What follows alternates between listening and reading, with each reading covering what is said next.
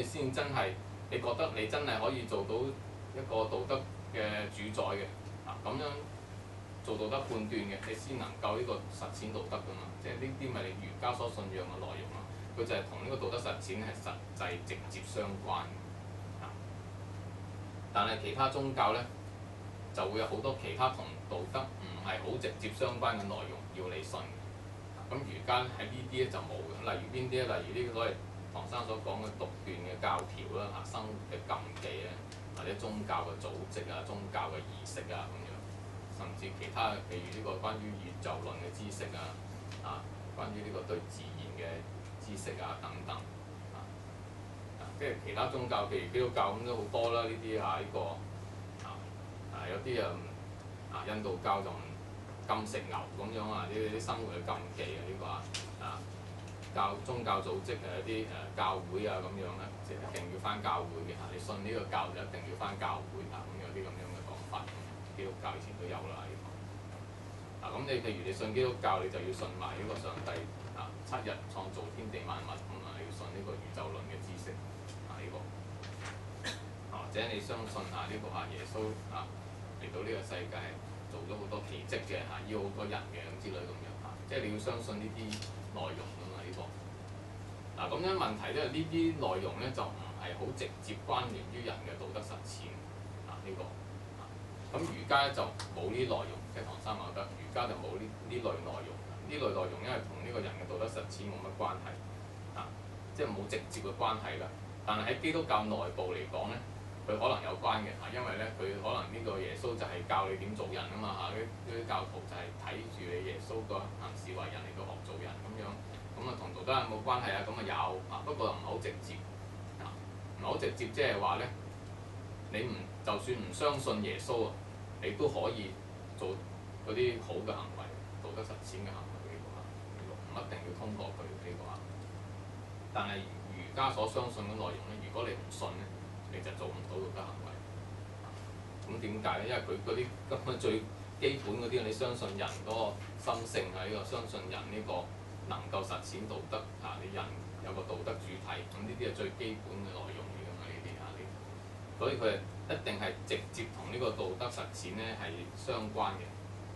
即係呢一個咧係儒家信仰嘅其中一個內容呢個即係嗰個特點係同其他宗教唔同，即係佢一定係同道德實踐直接相關嘅，同佢唔係即係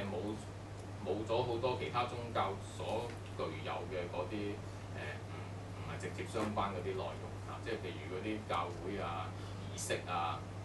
嗰類內容嗰啲禁忌呢類內容咧就冇嘅。咁所以咧令到人睇落去咧，儒家係唔似宗教，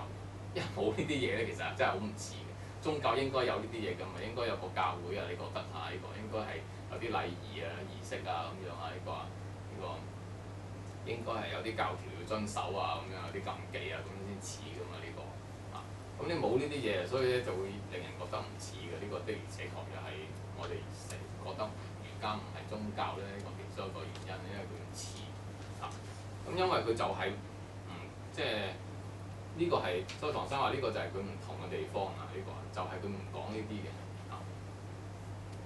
唔重視呢啲宗教信仰嘅內容呢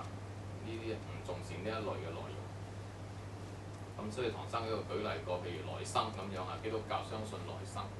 咁儒家又唔講咧。咁來生同呢個道德實踐有冇直接關係咧？佢有啲關係，但係就唔係一定好直接因為譬如你講來生，其他宗教可能話因為你現世做啲好事咧，來生咧就會上天堂啦咁之類咁樣咁同道德實踐有關啦。不過要係佢個宗教系統內部先有關咁唔算直接有關。所以咧儒家又冇講呢啲咁嘅內容。有例如咩？有例如呢個所謂呢個完成者，即係譬如呢個耶穌好多宗教信仰咧就有個教主。呢個教主咧係一個永恆嘅完成者。完成者意思即係佢一個完美嘅，因為佢就係神嘅代表嚟㗎嘛。所以佢咧一出世咧就係一個完美，未出世已經係一個完美嘅人嚟㗎啦，已經因為神嘅代表咁樣咧，以一個咁樣嘅教主嘅精神咧嚟到去呢個咧個拯救世人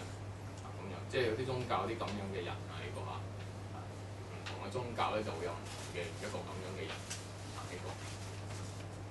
咁樣，但係呢個儒家咧就冇嘅，即係唐生覺得話孔子唔係一個咁樣嘅人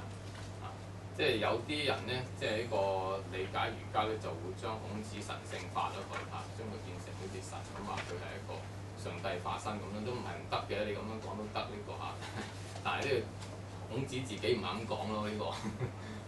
孔子就話佢十有五而志於學，30而立，40而不惑，50而知天命，60而順，70而從心所欲不逾矩。佢係好似我哋普通人咁，15歲就學呢個，慢慢先至係而立，跟住慢慢不惑咁啊。50歲先開始知天命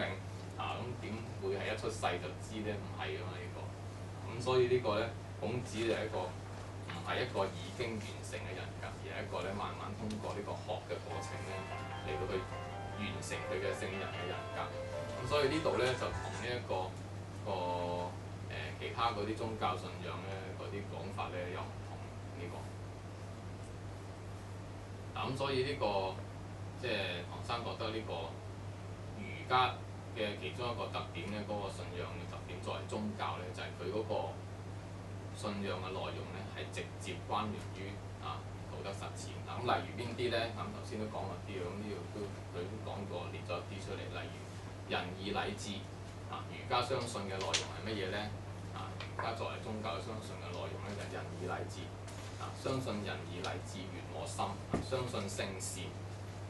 相信人盡心咧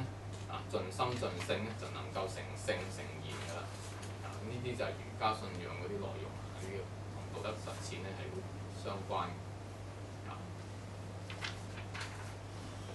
相信呢個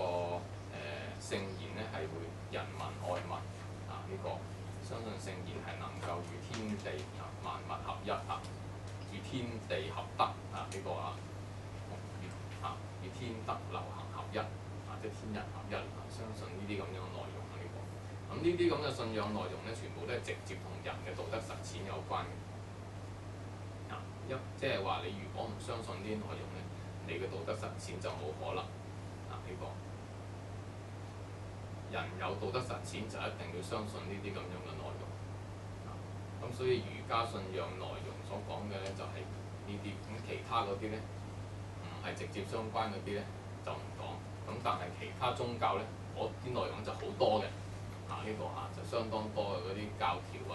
禁忌等等嗰類內容咧。其他知識內容咧就好多嘅。但係如果你話即係做呢紮咁道德嘅嘢，都係為咗天人合一。咁呢個天人合一算唔算係都係一個即係等於好似其他宗教嗰個，即係你要信嗰嚿嘢咯，即係一個即係好似佛教咁，你都係其實都係達到咗一個即係開悟法之類咁。咁其實即係個道德嘅實踐，其實都唔係嗰個最終目的。即係其實都係。我大概明你個問題啦，即係你佢主要講個天嘅問題係啦，呢個即係咧，如果講到最後講天人合一嘅時候，呢個天會唔會就係一個好似上帝咁樣嘅一個外在嘅對象咧？如果咁樣，咪等即係同其他宗教信一個客觀外在嘅對象差唔多咯，變成有個客體啦，有個客體啦，係啦。咁其實咧呢度咧就要睇下點樣理解個天嘅呢個即係其實咧以前咧中國人咧唔係咁樣理解個天嘅呢個即係呢種咧將天好似作為一種上帝咁嘅方式嘅理解嘅一種都係近呢100年來呢個嗰種理解方式，即係因為咧作為一個人格神嘅天咧，即係以前咧中國人都有咁樣嘅理解嘅，最古時嗰陣時有啦跟住後來咧喺個漢朝都曾經有段時間係咁樣，但係咧之後咧就已經好少人再用呢個人格神嘅方式嚟去了解呢個天。天係乜嘢咧？天咧喺個中國人嗰個理解方式，頭先唐生嗰人即係嗰啲講法都有講過。我哋講天德流行，天咧好多時係代表一種流行變化我哋用呢種方式講